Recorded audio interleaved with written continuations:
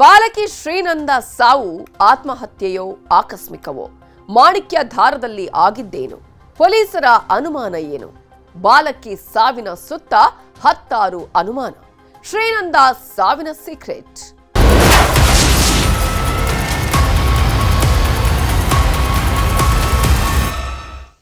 ಕೇರಳಂ ಬಾಲಕಿ ಶ್ರೀನಂದ ಸಾವನ್ನಪ್ಪಿದ ಪ್ರಕರಣಕ್ಕೆ ಸಂಬಂಧಪಟ್ಟ ಹಾಗೆ ಶ್ರೀನಂದ ಸಾವಿನ ಬಗ್ಗೆ ಪೊಲೀಸರು ತನಿಖೆಯನ್ನ ಮಾಡ್ತಾ ಇದ್ದಾರೆ. ಮೂರು ಆಯಾಮಗಳಲ್ಲಿ ಖಾಕಿ ತನಿಖೆಯನ್ನ ಮಾಡ್ತಾ ಇದೆ. ಶ್ರೀನಂದ ಸಾವು ಹೇಗಾಯ್ತು ಅನ್ನೋದ್ರ ಬಗ್ಗೆ ಪೊಲೀಸರು ಇದೀಗ ತನಿಖೆಯನ್ನ ತೀವ್ರಗೊಳಿಸಿದ್ದಾರೆ.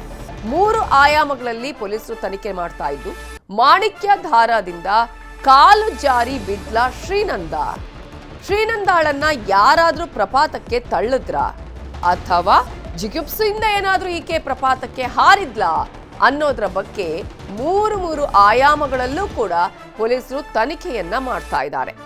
ಮಗಳ ಸಾವಿನ ಬಗ್ಗೆ ಅನುಮಾನ ಇದೆ ಅಂತ ಹೇಳಿದ್ದಾರೆ ತಂದೆ.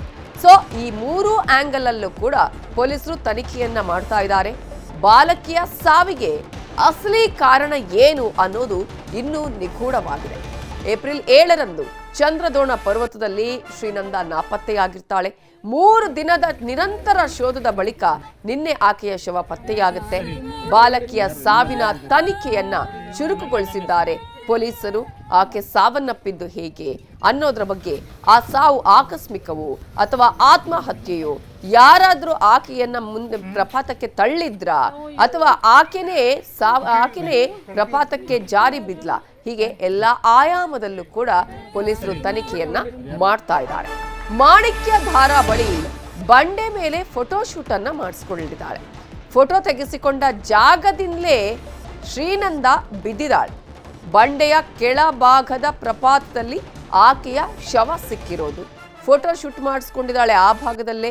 ಆ ಭಾಗದಿಂದಲೇ ಆಕೆ ಅಲ್ಲಿಗೆ ಬಿದ್ದಿರೋದು. ಪ್ರಪಾತದ ಅಂಚಿನ ಬಂಡೆಯ ಮೇಲೆ ಫೋಟೋ ಶೂಟ್ ಮಾಡಿದ್ದು, ಅದೇ ಸ್ಥಳದ ಪ್ರಪಾತದಲ್ಲೇ ಬಾಲಕಿಯ ಶವ ಸಿಕ್ಕಿದೆ. ಶವ ಸಿಕ್ಕ ಸ್ಥಳದ ಡ್ರೋನ್ ವಿಡಿಯೋ ನ್ಯೂಸ್ 18ಗೆ ಲಭ್ಯವಾಗಿದೆ. ಮಾಣಿಕ್ಯಧಾರ ಪ್ರಪಾತದಲ್ಲಿ ಆಕೆ ಬಿದ್ದಂತಹ ಆಕೆ ಯಾವ ಸ್ಥಳದಲ್ಲಿ ಫೋಟೋ ಶೂಟ್ ಅನ್ನ ಮಾಡಿಸಿಕೊಂಡಿದ್ಲೋ ಆ ಬಂಡೆಯಿಂದಲೇ ಆಕೆ ಕೆಳಗೆ ಬಿದ್ದಿರೋದು. ಜೊತೆಗೆ ಆ ಒಂದು ಪ್ರಪಾತದಲ್ಲಿ ಆಕೆ ಬಿದ್ದಿರುವಂತಹ ಆಕೆಯ ಶವವನ್ನ ಡ್ರೋನ್ ವಿಡಿಯೋದ ಮೂಲಕ ಸೆರೆ ಹಿಡಿಯಲಾಗಿದೆ. ನೀವೀಗಾಗಲೇ ದೃಶ್ಯಗಳಲ್ಲೂ ಕೂಡ ಗಮನಿಸಬಹುದು. ಆಕೆ ಯಾವ ಬಂಡೆಯ ಮೇಲೆ ನಿಂತು ಫೋಟೋ ಶೂಟ್ ಅನ್ನ ಮಾಡಿಸಿಕೊಂಡಿದ್ಲಲ್ಲ, ಆ ಒಂದು ಫೋಟೋ ತೆಗೆಸಿದ ಜಾಗದಿಂದಲೇ ಆಕೆ ಬಿದ್ದಿದ್ದಾಳೆ. ಬಂಡೆಯ ಕೆಳ ಭಾಗದಲ್ಲಿ ಪ್ರಪಾತದಲ್ಲಿ ಆಕೆಯ ಶವ ಪತ್ತೆಯಾಗಿದೆ. ಶವ ಸಿಕ್ಕ ಸ್ಥಳದ ಡ್ರೋನ್ ವಿಡಿಯೋ ಕೂಡ ನ್ಯೂಸ್ 18ನಲ್ಲಿ ನಿಮಗೆ ತೋರಿಸಿದ್ದೀವಿ. ಇನ್ನು ಕೇರಳಂನ ಪಾಲಕ್ಕಾಡ್ನಲ್ಲಿ ಶ್ರೀನಂದ ಅಂತ್ಯ ಸಂಸ್ಕಾರವನ್ನ ನೆರವೇರಿಸಲಾಗಿದೆ. ನಿನ್ನೆ ರಾತ್ರಿಯೇ ಪೋಸ್ಟ್ ಮಾರ್ಟಂ ಮುಗಿಸಿ ಆಕೆಯ ಶವವನ್ನ ಆಕೆಯ ಪೋಷಕರಿಗೆ ಹಸ್ತಾಂತರ ಮಾಡಲಾಗಿದೆ. ಕೊಳೆತ ಸ್ಥಿತಿಯಲ್ಲಿತ್ತು ಬಾಲಕಿ ಶ್ರೀನಂದ ಮೃತದೇಹ. ಹಾಗಾಗಿ ರಾತ್ರಿಯೇ ಆಕೆಯ ಕುಟುಂಬಸ್ಥರು, ಪೋಷಕರು ಅಂತ್ಯ ಸಂಸ್ಕಾರವನ್ನ ನೆರವೇರಿಸಿದ್ದಾರೆ. ಬಾಲಕಿಯನ್ನ ಕಳೆದುಕೊಂಡು ಕುಟುಂಬ ಕಣ್ಣೀರನ್ನ ಹಾಕ್ತಾ ಇದೆ. ಪ್ರವಾಸಕ್ಕೆ ಅಂತ ಬಂದಿದ್ದಂತಹ ಕುಟುಂಬದಲ್ಲಿ ಸೂತಕದ ವಾತಾವರಣ.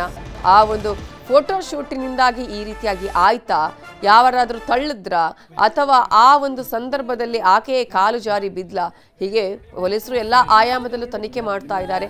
ಪ್ರವಾಸಕ್ಕೆ ಅಂತ ಬಂದಿತ್ತು ಕುಟುಂಬ, ಆದರೆ ಆ ಕುಟುಂಬದಲ್ಲಿ ಇದೀಗ ಸೂತಕದ ವಾತಾವರಣ. ಯಾಕಂದ್ರೆ ತನ್ನ ಮಗಳನ್ನ ಕಳೆದುಕೊಂಡಂತಹ ನೋವು ಕುಟುಂಬಸ್ಥರಿಗಿದೆ. ಆಕೆ ಶವ ಕೊಳೆತ ಸ್ಥಿತಿಯಲ್ಲಿ ಪತ್ತೆಯಾಗಿತ್ತು. ಈ ಹಿನ್ನೆಲೆಯಲ್ಲಿ ನಿನ್ನೆಯೇ ಮರಣೋತ್ತರ ಪರೀಕ್ಷೆಯನ್ನು ನಡೆಸಿ ಕುಟುಂಬಸ್ಥರಿಗೂ ಕೂಡ ಶವವನ್ನು ಹಸ್ತಾಂತರ ಮಾಡಲಾಗಿತ್ತು. ನಿನ್ನೆಯೇ ಅಂತ್ಯ ಸಂಸ್ಕಾರವನ್ನು ಕೂಡ ಕುಟುಂಬಸ್ಥರು ನೆರವೇರಿಸಿದ್ದಾರೆ. ಪೋಸ್ಟ್ ಮಾರ್ಟಂ ನಂತರ ಶವವನ್ನು ಪೊಲೀಸರು ಆಕೆಗೆ ಹಸ್ತಾಂತರ ಮಾಡಿದ್ದಾರೆ, ಆಕೆಯ ಪೋಷಕರಿಗೆ ಹಸ್ತಾಂತರ ಮಾಡಿದ್ದಾರೆ. ಈ ಸಂದರ್ಭದಲ್ಲಿ ನಿನ್ನೆ ರಾತ್ರಿಯೇ ಅಂತ್ಯ ಸಂಸ್ಕಾರವನ್ನು ಕೂಡ ನೆರವೇರಿಸಲಾಗಿದೆ. ಕೇರಳದ ಪಾಲಕ್ಕಾಡ್ನಲ್ಲಿ ಆಕೆಯ ಮನೆ ಇರುವಂಥದ್ದು.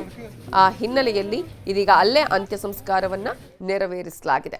ಇದರ ಬಗ್ಗೆ ಇನ್ನಷ್ಟು ಡೀಟೇಲ್ಸ್ ಅನ್ನ ಕೊಡೋದಕ್ಕೆ ನಮ್ಮ ರಿಪೋರ್ಟರ್ ಯೋಗೇಶ್ ಕಾಮೇನಹಳ್ಳಿ ಈಗ ನೇರ ಸಂಪರ್ಕದಲ್ಲಿ ಜಾಯಿನ್ ಆಗಿದ್ದಾರೆ. ಯೋಗೇಶ್, ಈಗಾಗಲೇ ಬಾಲಕಿಯ ಸಾವಿನ ಸುತ್ತ ಹಲವಾರು ಅನುಮಾನಗಳು ಇರುವಂಥದ್ದು. ಈಗ ಪೊಲೀಸರ ತನಿಖೆಯಲ್ಲಿ ಯಾವೆಲ್ಲ ಅಂಶಗಳು ಗೊತ್ತಾಗ್ತಾ ಇದೆ, ಯಾವೆಲ್ಲ ಆಯಾಮದಲ್ಲಿ ತನಿಖೆಯನ್ನ ಮಾಡಲಾಗ್ತಾ ಇದೆ? ನವಿತಾ, ಏನು ಚಿಕ್ಕಮಗಳೂರು ತಾಲೂಕಿನ ಮಾಣಿಕ್ಯಧಾರ ಭಾಗಕ್ಕೆ ಏನು ಕೇರಳದ ಮೂಲದಿಂದ ಬಂದಿದ್ದಂತಹ ಪ್ರವಾಸಕ್ಕೆ ಬಂದಿದ್ದಂತಹ ಬಂದಿದ್ದಂತಹ ಒಬ್ಬ ಯುವತಿ ನಾಪತ್ತೆ ಆಗಿರ್ತಕ್ಕಂಥದ್ದು. ಶ್ರೀನಂದ ನಾಪತ್ತೆಯಾಗಿ ಈಗ ಶವವಾಗಿ ಪತ್ತೆಯಾಗಿರ್ತಕ್ಕಂಥದ್ದು. ಇಡೀ ಪ್ರತಿ ವರ್ಷದಂತೆ ಈ ವರ್ಷವೂ ಕೂಡ ಬೇಸಿಗೆ ರಜೆಯನ್ನ ಎಂಜಾಯ್ ಮಾಡ್ಲಿಕ್ಕೆ ಅಂತ ಪ್ರವಾಸಕ್ಕೆ ಬಂದಿದ್ದ ಕುಟುಂಬಕ್ಕೆ ಇದೀಗ ಬರಸಿಡಿಲು ಬಡದಂತಾಗಿರ್ತಕ್ಕಂಥದ್ದು. ಯಾಕಂತಂದ್ರೆ ಮಾಣಿಕ್ಯದಾರದಲ್ಲಿ ಏನೋ ಆ ಯುವತಿ ಫೋಟೋ ಶೂಟ್ ಅನ್ನ ಮಾಡಿಸ್ಕೊಂಡಿದ್ಲು, ಅದೇ ಬಂಡೆಯ ಮೇಲಿಂದ ಬಿದ್ದು ಸಾವನ್ನಪ್ಪಿರ್ತಕ್ಕಂಥದ್ದು. ಏನು ಚಿಕ್ಕಮಂಗ್ಳೂರು ತಾಲೂಕಿನ ಮಾಣಿಕ್ಯದಾರದಲ್ಲಿರ್ತಕ್ಕಂಥ ಈ ಒಂದು ಅಂಚಿನಲ್ಲಿರ್ತಕ್ಕಂಥ ಬಂಡೆಯ ಮೇಲಿನಿಂದ ಬಿದ್ದು ಯುವತಿ ಸಾವನ್ನಪ್ಪಿದ್ದು.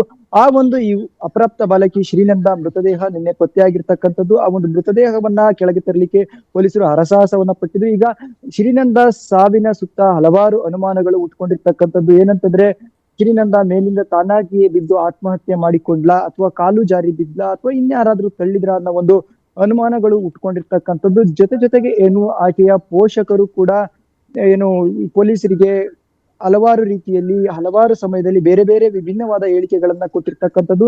ಆ ಜೊತೆಗೆ ಏನು ಅವರ ತಂದೆ ರಮೇಶ್, ನಾನು ಮೊಬೈಲ್ ಕಿತ್ಕೊಂಡಿದ್ದೆ, ಬೈದಿದ್ದೆ ಅನ್ನೋ ಒಂದು ಮಾತನ್ನ ಹಿರಿಯ ಪೊಲೀಸ್ ಅಧಿಕಾರಿಗಳ ಮುಂದೆ ಹೇಳಿದ್ರು ಅನ್ನೋ ಒಂದು ಮಾಹಿತಿ ಕೂಡ ಲಭ್ಯವಾಗಿರ್ತಕ್ಕಂಥದ್ದು. ಯಾಕಂತಂದ್ರೆ ಆ ಯುವತಿ ಏನು ಅಪ್ರಾಪ್ತ ಬಾಲಕಿ ಶ್ರೀನಂದ ಮೃತಪಟ್ಟಿದ್ದಾಳೆ, ಆಕೆ 2 ಇನ್ಸ್ಟಾ ಅಕೌಂಟ್ ಗಳನ್ನ ಯೂಸ್ ಮಾಡ್ತಾ ಇದ್ಲು ಅನ್ನೋಂತ ಒಂದು ಪ್ರಾಥಮಿಕ ಮಾಹಿತಿ ಪೊಲೀಸರ ಮೂಲಗಳ ಮೂಲಕ ತಿಳಿಸಿರ್ತಕ್ಕಂಥದ್ದು. ಈ ಒಂದು 2 ಇನ್ಸ್ಟಾನಲ್ಲಿ ಯೂಸ್ ಮಾಡ್ತಾ ಇದ್ಲು. ಜೊತೆಗೆ ಏನು ಆಕೆ ಸೋಷಿಯಲ್ ಮೀಡಿಯಾದಲ್ಲಿ ಆಕ್ಟಿವ್ ಆಗಿದ್ದರಿಂದಾಗಿ ಆಕೆಯ ತಂದೆ ಮೊಬೈಲ್ ಕೊಟ್ಟು ಹೋಗುವಂತೆ ಏನೋ ಬೈದಿದ್ರು ಅನ್ನೋ ಒಂದು ಮಾತನ್ನ ಕೂಡ ಹೇಳಿರ್ತಕ್ಕಂಥ. ಅದರಿಂದ ಏನಾದ್ರೂ ಶ್ರೀನಂದ ಮನನೊಂದು ಆತ್ಮಹತ್ಯೆ ಮಾಡಿಕೊಂಡ್ಲಾ ಅನ್ನೋ ಒಂದು ಮಾಹಿತಿ ಶಂಕೆ ವ್ಯಕ್ತವಾಗಿರ್ತಕ್ಕಂಥದ್ದು. ಜೊತೆಗೆ ಯಾಕಂತಂದ್ರೆ ಆಕೆ ಮಾಣಿಕ್ಯದಾರದಲ್ಲಿರ್ತಕ್ಕಂಥ ಫಾಲ್ಸ್ ಕಡೆಗೂ ಕೂಡ ತೆರಳದೆ ಮೊಬೈಲ್ ಅನ್ನ ಕೊಟ್ಟು ಮತ್ತೆ ವಾಪಸ್ ಅದೇ ಬಂಡೆ ಕೊನೆಯದಾಗಿ ಎಲ್ಲಿ ಫೋಟೋವನ್ನ ತೆಗೆಸಿಕೊಂಡಿದ್ದು ಮತ್ತೆ ಏನು ರೀಲ್ಸ್ ಅನ್ನ ಮಾಡಿದ್ರು, ಆ ಒಂದು ಸೆಲ್ಫಿ ವಿಡಿಯೋ ಮಾಡಿದ್ರು, ಅದೇ ಜಾಗಕ್ಕೆ ಹೋಗಿ ಬಿದ್ದಿರ್ತಕ್ಕಂಥದ್ದು. ಯಾಕಂತಂದ್ರೆ ಆ ಒಂದು ಮಾಣಿಕ್ಯದಾರದಲ್ಲಿ ಅಂಚಿನಲ್ಲಿ ಇರ್ತಕ್ಕಂಥ ಬಂಡೆಯ ತಳಭಾಗದಲ್ಲಿ ಸುಮಾರು 1,500 ಅಡಿ ತಳಭಾಗದಲ್ಲಿ ಆಕೆಯ ಮೃತದೇಹ ಸಿಕ್ಕಿರ್ತಕ್ಕಂಥದ್ದು. ಯಾಕಂತಂದ್ರೆ ಇಡೀ ಕುಟುಂಬ ಏನು ಸಂತೋಷವನ್ನ ಪಡ್ಲಿಕ್ಕೆ ಎಂಜಾಯ್ ಅನ್ನ ಮಾಡ್ಲಿಕ್ಕೋಸ್ಕರವಾಗಿ ಟ್ರಿಪ್ ಬಂದಿತ್ತು. ಆದ್ರೆ ಇಲ್ಲಿ ಮಗಳ ಸಾವಿನಿಂದಾಗಿ ಇಡೀ ಕುಟುಂಬ ಏನು ಕಂಗಾಲಾಗಿರ್ತಕ್ಕಂಥದ್ದು. ಯಾಕಂತಂದ್ರೆ 14 ವರ್ಷ ಸಾಕಿ ಬೆಳೆಸಿದ ಮಗಳು ಇದೀಗ ಏನು ಮೃತಪಟ್ಟಿರೋದ್ರಿಂದಾಗಿ ಇಡೀ ಕುಟುಂಬ ಆತಂಕಕ್ಕೆ ಒಳಗಾಗಿರ್ತಕ್ಕಂಥದ್ದು. ಇನ್ನು ಚಿಕ್ಕಮಗಳೂರು ಗ್ರಾಮಾಂತರ ಠಾಣೆಯಲ್ಲಿ ಯುಡಿಆರ್ ಪ್ರಕರಣವನ್ನ ದಾಖಲಿಸಿಕೊಂಡು ಅಸಹಜ ಸಾವು ಪ್ರಕರಣವನ್ನ ದಾಖಲಿಸಿಕೊಂಡು ತನಿಖೆಯನ್ನ ಕೈಗೆತ್ತಿಕೊಂಡಿರ್ತಕ್ಕಂಥದ್ದು. ಇನ್ನು ಶ್ರೀನಂದ ಸಾವಿನ ಸುತ್ತ ಈ ಸಾಕಷ್ಟು ಅನುಮಾನಗಳು ಇರೋದ್ರಿಂದಾಗಿ ಆತ್ಮಹತ್ಯೆಗೆ ಕಾರಣ ಏನು ಅನ್ನೋದನ್ನ ಪೊಲೀಸರು ಈಗ ಹುಡುಕ್ಲಿಕ್ಕೆ ಮುಂದಾಗಿರ್ತಕ್ಕಂಥದ್ದು. ನವಿತಾ, ಈಗ ಈ ಒಂದು ಆತ್ಮಹತ್ಯೆ ಮಾಡ್ಕೊಂಡ್ಲಾ ಅಥವಾ ಕಾಲು ಜಾರಿ ಬಿದ್ಲಾ ಅಥವಾ ಯಾರಾದ್ರೂ ತಳ್ಳಿದ್ರ ಅನ್ನುವಂತಹ ಅನುಮಾನದ ಸಂದರ್ಭದಲ್ಲಿ ತನಿಖೆ ಮಾಡೋ ಸಂದರ್ಭದಲ್ಲಿ ಈಗ ತಂದೆ ಒಂದಷ್ಟು ಅಂಶಗಳನ್ನ ಹೇಳಿದ್ದಾರೆ ಅಂತ ನೀವು ಹೇಳಿದ್ರಿ. ಸೊ ಆಕೆ ಆ ಒಂದು ವಿಚಾರವನ್ನ ಏನಾದ್ರೂ ಮನಸ್ಸಿಗೆ ತೆಗೆದುಕೊಂಡಿದ್ಲಾ, ಅಥವಾ ಆ ಸಂದರ್ಭದಲ್ಲಿ ಯಾರು ಕೂಡ ನೋಡ್ಲಿಲ್ವಾ ಆಕೆ ಅಲ್ಲಿ ಇದ್ದಿದ್ದನ್ನ, ಅಥವಾ ಆನಂತರ ಆಕೆ ಕಾಣಿಸ್ಕೊಂಡಿಲ್ಲ ಅಂತ ಹೇಳಿದಾಗ ಇಮ್ಮಿಡಿಯೇಟ್ ಆಗಿ ಅಲ್ಲೇ ಹುಡುಕುವಂತ ಕೆಲಸ ಮಾಡ್ಲಿಲ್ವಾ, ಹೇಗೆ? ನಮಿತಾ, ಏನು ಶ್ರೀನಂದ ನಾಪತ್ತೆ ಮಾಣಿಕ್ಯದಾರದಲ್ಲಿ ಇವರೆಲ್ಲ ಅವ್ರ ಪೋಷಕರು ಒಮ್ಮೆ ಹೇಳಿದಂತ ಮಾಹಿತಿಯ ಪ್ರಕಾರ ಮೆಟ್ಟಿಲುಗಳನ್ನ ಇಳಿದು ಹೋಗುವಂತಹ ಸಂದರ್ಭದಲ್ಲಿ ಶ್ರೀನಂದ ತಮ್ಮೆಲ್ಲರಿಗಿಂತ ಮುಂದೆ ಓಡಿ ಹೋಗಿದ್ಲು. ನಾವು 8 ನಿಮಿಷಗಳ ಬಳಿಕ ಶ್ರೀನಂದ ಕಾಣಿಸ್ತಾ ಇಲ್ಲ ಅನ್ನೋ ಒಂದು ಗೊಂದಲದಲ್ಲಿ ಹುಡುಕಾಟವನ್ನ ಮಾಡಿದ್ವಿ, ಆದ್ರೆ ಆಕೆ ಸಿಕ್ಲಿಲ್ಲ ಅಂತ ಒಂದು ಕಡೆನಲ್ಲಿ ಹೇಳ್ತಾರೆ. ಇನ್ನೊಂದು ಕಡೆನಲ್ಲಿ ಆಕೆ ಸೆಲ್ಫಿ ವಿಡಿಯೋ ಮಾಡುವಂತಹ ಸಂದರ್ಭದಲ್ಲಿಯೇ ಅರ್ಧಕ್ಕೆ ಓಡೋಗಿದ್ಲು ಅನ್ನೋ ಒಂದು ಮಾಹಿತಿಯನ್ನ ಕೂಡ ಹೇಳ್ತಾರೆ. ಈ ಒಂದು ನಿಟ್ಟಿನಲ್ಲಿ ಪೊಲೀಸರ ತನಿಖೆಯ ದಿಕ್ಕನ್ನ ತಪ್ಪಿಸುವ ಕೆಲಸ ಕೂಡ ಆಗಿತ್ತಾ ಅನ್ನೋ ಒಂದು ಮಾಹಿತಿ ಲಭ್ಯವಾಗಿರ್ತಕ್ಕಂಥ. ಯಾಕಂತಂದ್ರೆ ಸಾಕಷ್ಟು ಅನುಮಾನಕ್ಕೂ ಕೂಡ ಕಾರಣವಾಗಿದೆ. ಯಾಕಂತಂದ್ರೆ ಆ ಹುಡುಗಿ ಕೊನೆಯದಾಗಿ ತೆಗೆಸಿಕೊಂಡಂತಹ ಸೆಲ್ಫಿ ವಿಡಿಯೋದಲ್ಲಿ ಕೂಡ ವಿಡಿಯೋ ಮಾಡುವಂತಹ ಸಂದರ್ಭದಲ್ಲಿ ಅರ್ಧಕ್ಕೆ ಬಿಟ್ಟು ಓಡೋಗಿದ್ದಾಳೆ. ಮತ್ತೆ ಇನ್ನು ಅವ್ರು ಹೇಳೋದು ಮೆಟ್ಟಿಲ ಮೇಲೆ ಓಡುವಂತ ಸಂದರ್ಭದಲ್ಲಿ ಮುಂದೆ ಹೋಗಿದ್ಲು, ನಾವು ಎಡಭಾಗಕ್ಕೆ ಹೋಗಿದ್ವಿ ಆಕೆ ನಾವು ಬಲಭಾಗಕ್ಕೆ ಹೋಗಿದ್ವಿ ಆಕೆ ಎಡಭಾಗಕ್ಕೆ ಹೋಗಿದ್ಲು ಅನ್ನೋ ಒಂದು ಗೊಂದಲದ ಹೇಳಿಕೆಗಳನ್ನ ಕೊಡ್ತಾ ಇರ್ತಕ್ಕಂಥದ್ದು. ಯಾಕಂತಂದ್ರೆ ಕುಟುಂಬಸ್ಥರು ಕೊಡ್ತಾ ಇರ್ತಕ್ಕಂಥ ಹೇಳಿಕೆಗಳ ಮೇಲೆ ಸಾಕಷ್ಟು ಅನುಮಾನ ಇರ್ತಕ್ಕಂಥದ್ದು. ಇನ್ನು ಶ್ರೀನಂದ ಈ ಒಂದು ತಾನು ಫೋಟೋ ತೆಗೆಸಿಕೊಂಡ ಬಂಡೆಯ ತಳಭಾಗದಲ್ಲಿ ಆಕೆಯ ಶವ ಸಿಕ್ಕಿರೋದ್ರಿಂದಾಗಿ ಆಕೆಯೇ ಆತ್ಮಹತ್ಯೆ ಮಾಡಿಕೊಂಡಿರಬಹುದು ಅನ್ನೋ ಒಂದು ಶಂಕೆ ವ್ಯಕ್ತವಾಗಿರ್ತಕ್ಕಂಥದ್ದು. ಇನ್ನು ಆಕೆಯ ತಂದೆ ರಮೇಶ್ ಅವರು ಕೂಡ ಏನು ಆಕೆಗೆ ಫೋನ್ ಅನ್ನ ಕೊಟ್ಟು ಹೋಗು ಅಂತ ಹೇಳಿ ಬೈದಿದ್ರಿಂದ ಅದನ್ನೇನಾದ್ರೂ ಸೀರಿಯಸ್ ಆಗಿ ತೆಗೆದುಕೊಂಡ್ಲಾ ಅಂತ ಹೇಳ್ತಕ್ಕಂಥದ್ದು. ಮತ್ತೊಂದು ಮಾಹಿತಿಯ ಪ್ರಕಾರ ಆಕೆ ಒಳ್ಳೆ ಸ್ಪೋರ್ಟ್ಸ್ ಮನ್ ಆಗಿದ್ಲು ಅನ್ನೋ ಒಂದು ಮಾಹಿತಿ ಕೂಡ ಲಭ್ಯವಾಗಿರ್ತಕ್ಕಂಥದ್ದು. Namita, okay, thank you Yogish ಡೀಟೇಲ್ಸ್ಗೆ.